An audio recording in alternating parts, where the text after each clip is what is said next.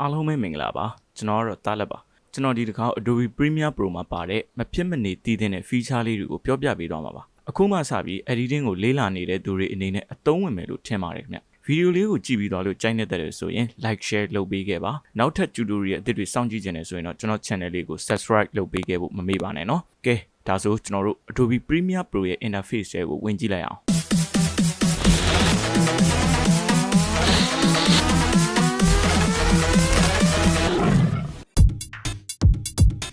ပထမဆုံးအနေနဲ့ကျွန်တော်တို့ snapshot ဘယ်လိုဖမ်းလဲဆိုတာပြောပြပါမယ်ဒီထဲမှာကျွန်တော်တို့ frame export လို့ပြောတယ်ဗျ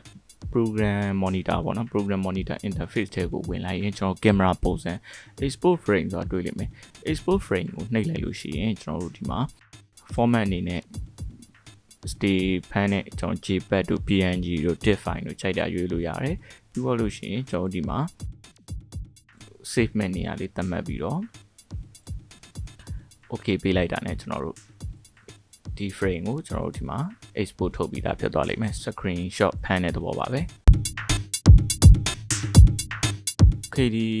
program monitor ထဲမှာပဲကျွန်တော်နောက်တစ်ခုက comparison view ပါ comparison view ကိုကျွန်တော် online လို့ရှိရင် video clip timeline ထဲမှာရှိတဲ့ video clip နှစ်ခုကိုရှင်းပြီးတော့ comparison လုပ်လို့ရတဲ့ interface ပဲဖြစ်ပါတယ် monitor ပဲဖြစ်တယ်အဲ့မှာကျွန်တော်ဒီဘက်မှာ reference နဲ့ဒီဘက်မှာcurrent အခုရောက်နေတဲ့ဟာနဲ့နှစ်ခုတွေ့ရပါလိမ့်မယ် Okay နောက်တစ်ခုကတော့ကျွန်တော်တို့ဒီ program monitor ထဲမှာပဲတချို့တော့ feature လေးတွေ tools လေးတွေကိုဖျောက်ထားတယ်ဗျအဲ့ဒါဘယ်မှာလဲဆိုတော့ကျွန်တော်တို့ဒီဘက်ကအပေါင်း button လေးကိုနှိပ်လိုက်ပါအပေါင်း button လေးကိုနှိပ်လိုက်လို့ရှိရင်ကျွန်တော်တို့ပထမဆုံး save margin ဆိုတဲ့ဟာလေးကိုတွေ့လိမ့်မယ် save margin ဆို၄တောင်းကွက်လေးဒါလေးကိုကျွန်တော်တို့ဒီဘက်ပေါင်းထဲကိုဆွဲထည့်လိုက်ပါနောက်တစ်ခုကတော့ကျွန်တော်ဒီဘက်မှာ ruler နော် ruler ကိုလည်းကျွန်တော်ဆွဲထည့်လိုက်မယ်ပြီးသွားပြီဆိုရင်ကျွန်တော်တို့ okay ပေးလိုက်ပါ okay save margin ကကျွန်တော်တို့ save margin ကို online လို့ရှိရင်ဒီလိုဘောင်လေးပေါ်လာလိမ့်မယ်ဘာလဲဆိုတော့ကျွန်တော်ဒီအောက်မှာ subtitle တွေစာတန်းတွေထိုးတဲ့အခါမှာ save ဖြစ်အောင်ပေါ့နော် display screen မှာပြတ်ကျန်ခဲ့တာတို့မပေါ်တာတို့အဲ့လိုမျိုးဖြစ်မှာဆိုလို့ကျွန်တော်တို့ဒီ save ဘောင်ထဲမှာပဲစာတန်းထိုးတာစိတ်ချဆုံးပဲဖြစ်တယ်အဲ့တော့ဒီထဲမှာကျွန်တော်ဒီ save margin လေးကိုဖော်ပြီးတော့စာတန်းထိုးတာတွေပါ subtitle ထိုးတာတွေကိုဒီထဲမှာလုပ်လို့ရတယ်မလို့ချင်တော့ရင်ကျွန်တော်တို့ဒါလေးကိုနှိပ်ပြီးဖျောက်ထားလို့ရတယ်နောက်တစ်ခုကတော့ကျွန်တော်တို့ ruler ကဘာနဲ့တူလဲဆိုတော့ကျွန်တော် Photoshop မှာရှိတဲ့ပေတံလိုပါပဲကျွန်တော်တို့စာတန်းတွေထိုးတယ်ဘာတွေထိုးတဲ့အခါမှာကျွန်တော်တို့တိုင်းတာထွားတာတွေကိုကျွန်တော်ဒီ ruler နဲ့လုပ်လို့ရတယ်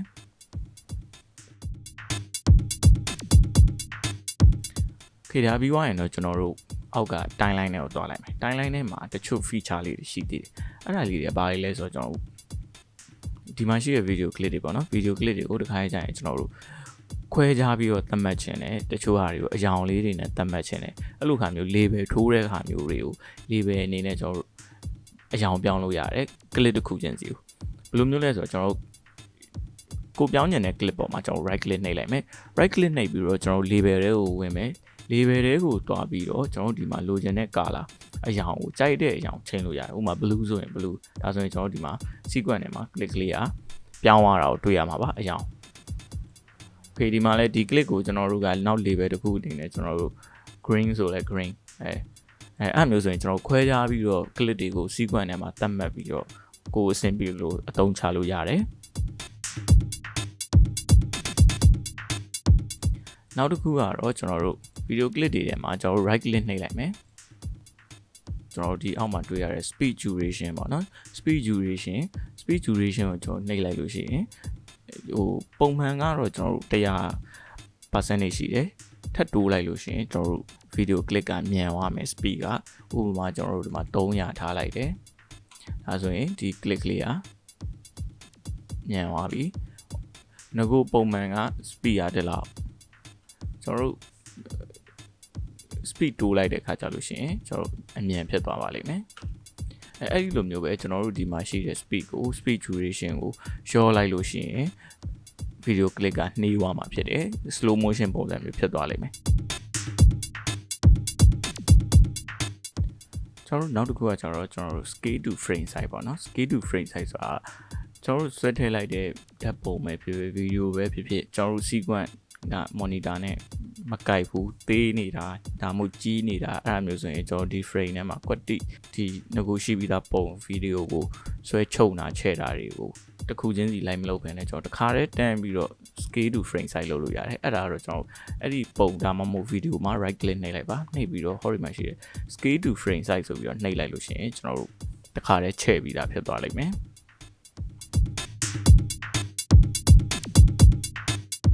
Okay နောက်တစ်ခုကကျွန်တော်တို့ဒီ sequence ထဲမှာထည့်ထားတဲ့ video file တွေရဲ့နေရာပေါ့နော် video file တွေရဲ့ source နေရာ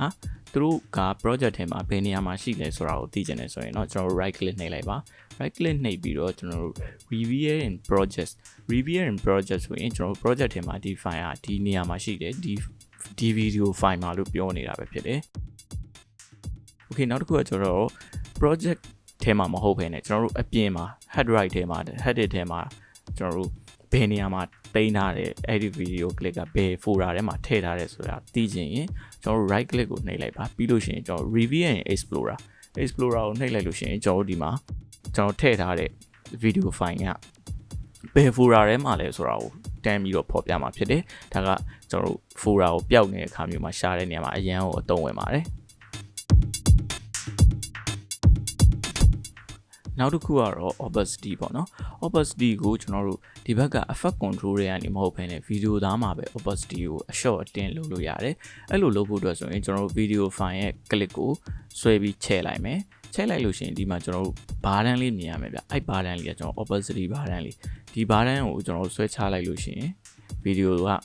opacity လျော့ပြီးမှောင်သွားမယ်ထပ်ချရင်ထပ်မှောင်တယ်တင်းရင်ကျွန်တော်လင်းလာမယ်အဲ့အမျိုးကိုကျွန်တော်တို့တစ်ခါကျရင် fade in fade out လို့ဟာမျိုးဒီကောင်နဲ့လည်းလုပ်လို့ရတယ်ဘယ်လိုမျိုးလဲဆိုတော့ကျွန်တော်ထိတ်မှာကျွန်တော်တို့ဒီလိုမျိုး point လေးတွေ control ကိုဖိပြီးတော့ point လေးတွေပေးမယ်ပေးပြီးတော့အစာပိုင်းကိုထိတ်စာအုပ်ဆွဲချလိုက်မယ်မှောင်မယ်ပြီးရင်လင်းလာမယ်